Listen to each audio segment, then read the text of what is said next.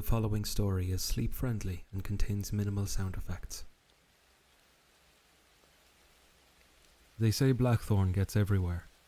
No matter what you wear, no matter how careful you are, you'll find thorns on you somewhere.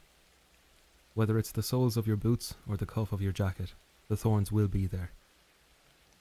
I recall the sting of thorns in my elbow, gnawing at my ankles hours after they stowed away in the hems of my socks, following wintry rural walks with my grandfather. It was fitting then that years later, the distinct honour of naming this latest plague fell to me, and Blackthorn was the name that I chose. We named it as a means of compartmentalising just what it was we were dealing with, putting a name on it like some perfunctory ritual in a bid to gain some semblance of understanding what it was.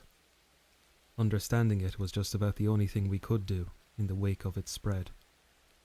It started when the carrion craft crashed onto our world, an oblate sphere of fire and charred bone, plummeting headlong into the side of Mount Leinster. The smoke of the burnt carrion craft wafted for miles, and multitudes of locals flocked to the base of it to alleviate the woes of what could have been a slow news day. Gardaí cordoned off the craft, knowing as much about it as any of the mob straining for a glimpse of what lay between the osseous pillars and loads of burnt flesh that comprised its hull. A spasming orifice opened, and the half-burnt form of a lithe, emaciated passenger stumbled forth. A sinuous thing of insectile limbs and a tattered cloak, coughing and wheezing words of unmistakable sorrow. It began to cough, spewing forth alien blood and viscera until all that issued forth was a dull green fog, dotted with sharp floating black flecks that flew like flies and latched to the skin of the spectators like rusted hooks. The fog itself had no effect on those present beyond the stinging of the thorns, but all ran in abject fear of what they didn't understand. Too much fog wafted from the alien's corpse, far too much for its gaunt form to ever contain. It spilled forth from the slopes of the mountain, sullying the pure country air like filthy paint water spilt onto a clean canvas. Within hours it was assumed that there was enough to blanket all of Ireland, and, the experts dreaded to think, perhaps further beyond as it was buffeted on the winds of the Atlantic. Days went by, and the world was abuzz with talk of the alien visitor and his sinister cargo. More of his kind were found aboard once investigations took place, their bodies seemingly locked away and bound in wiry bundles of thorns, just like those from the fog. Those same thorns were now found in the skin of people and animals the world over, whether the fog had been seen in those countries or not. More days go by, and bizarre reports are made to radios worldwide, speaking of some new disease making the rounds. Packs of half-rotten animals are seen roaming country roads, attacking vehicles passing by. Hedgehogs, foxes, badgers, cats and dogs, savagely lunging at the wheels of passers-by but otherwise walking aimlessly as if in a fugue state. More sinister reports roll in of people being seen in a similar savage state. People who, by all accounts, should be dead and buried. Law enforcement can only do so much, and it swiftly discovered that all reported persons share more in common with the roaming feral animals of the country roads than just their state of decay. Their skin is dotted with the black thorns from the fog. More and more appear, too many to count, too many to contain.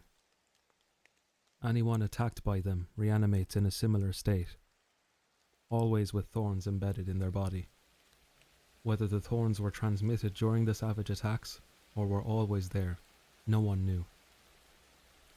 But to bring back the dead, the thorns would have had to permeate the earth, going so deep as to bring back even the long dead, who rose as nothing more than shambling husks, held together by bands of thorns like those on the alien corpses.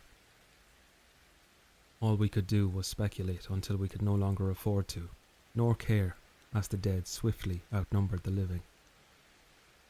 They were numerous, but slow.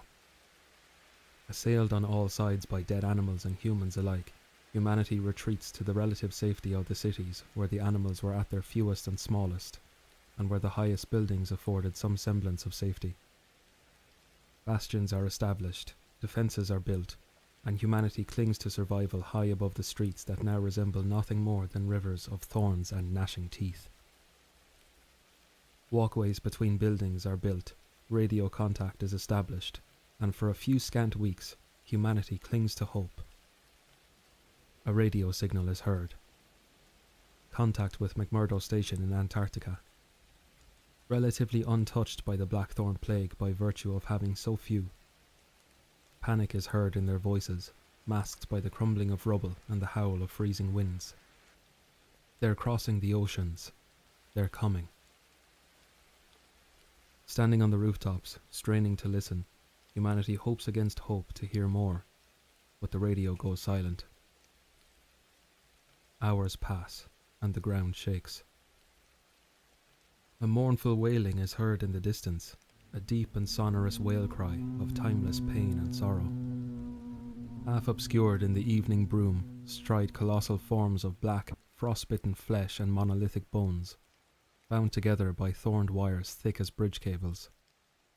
We were foolish to think that the only dead things were those of our own, those that we could understand. The Blackthorn unearthed things dead longer than humanity could dream. Torn from their sleep, racked with primordial pain, they shamble forth from their cavernous crypts beneath the uncharted ice of cities long lost. The stinging thorn in my neck reminds me that I will join them soon.